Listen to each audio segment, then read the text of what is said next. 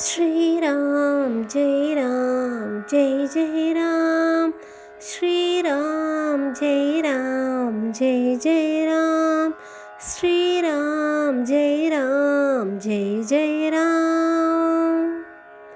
லக்ஷ்மணன் மிகவும் உணர்ச்சி வயப்பட்டு ஸ்ரீராமருக்கு பட்டாபிஷேகம் செய்யாமல் வனத்திற்கு செல்ல வேண்டும் என்று கூறுவது அந்நியாயம், இது கைகேயி மாதாவும் தசரதரும் செய்யும் சூழ்ச்சி என்பதாக அவர் உணர்ச்சி வசப்பட்டு கோபத்துடன் கூறுகிறார். அது மட்டுமல்லாமல் ஸ்ரீராமரிடம் கேட்கிறார், விதி என்று யார் கூறுவார்கள்? எதுவும் செய்ய இயலாதவர்களே அந்த ஏதோ ஒரு செயலை செய்ய முடியாததனால் அதை விதி மேல் பழி போட்டுவிட்டு விதியின் வசத்தால் தான் இவ்வாறு நடக்கிறது என்று தங்களால் ஏதும் செய்ய இயலாதவர்கள்தான் அவ்வாறு விதியை கூறுவார்கள். நீங்கள் ஏன் இதெல்லாம் விதியின் வசத்தினால் நடக்கிறது என்று கூற வேண்டும்? நீங்கள் அவர்களிடம் கேட்டிருக்கலாமே. நியாயப்படி உங்களுக்கு தானே இந்த ஆட்சி வர வேண்டும், இதை ஏன் தடுக்கிறீர்கள் என்று நீங்கள் ஏன் எதிர்த்து கேட்கவில்லை? நீங்கள் ஆட்சிக்கு உரிமையானவன் நான் தானே என்று ஆட்சியை கேட்டிருக்கலாம், வனவாசத்திற்கும் செல்லாமல் இருக்கலாம். ஆனால் நீங்கள் ஏன் அவ்வாறு அவர்களை ஏதும் எதிர்த்து பேசாமல் இருக்கிறீர்கள்? இது தர்மத்தை எதிர்த்து பேசுவது தர்மத்தை மீறியது அல்ல. உங்கள் உரிமை நியாயமானவற்றை தானே கேட்கிறீர்கள். அவ்வாறு நீங்கள் அதை அவர்களிடம் கேட்காமல் விதியின் வசம் என்று கூறுகிறீர்களே. நீங்கள் எதற்கும் கவலைப்பட வேண்டாம். என் வீரத்தின் மீது எனக்கு நம்பிக்கை இருக்கிறது.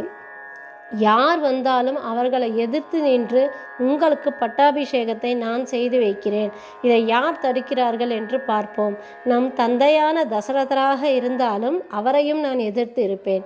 அந்த இந்திரனே வந்தாலும் அல்லது இந்த 7 உலகங்கள் என்று கூறப்படுகின்ற உலகத்திலிருந்து யார் எத்தகையவர் வந்தாலும் அவர்களையெல்லாம் எதிர்த்து உங்களுக்கு பட்டாபிஷேகம் செய்வதே என்னுடைய கடமை. நீங்கள் தான் இந்த நாட்டை ஆள வேண்டும். மிகவும் உணர்ச்சி பொங்க ஸ்ரீ லக்ஷ்மணர் கூறுகிறார்.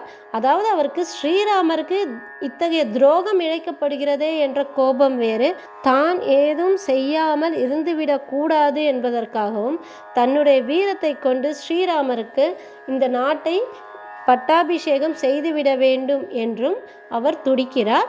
அதை உணர்ச்சி வசப்பட்டு கூறுகிறார்.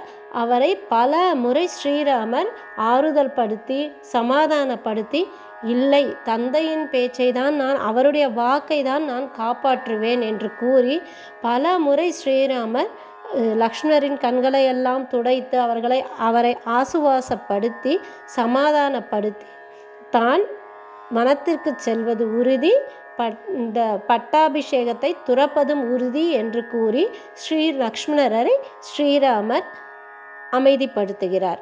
உணர்ச்சி வசப்படக்கூடிய நம்மையும் ஸ்ரீராமரே காத்தருள்வார். ஸ்ரீராம ஜெயம்.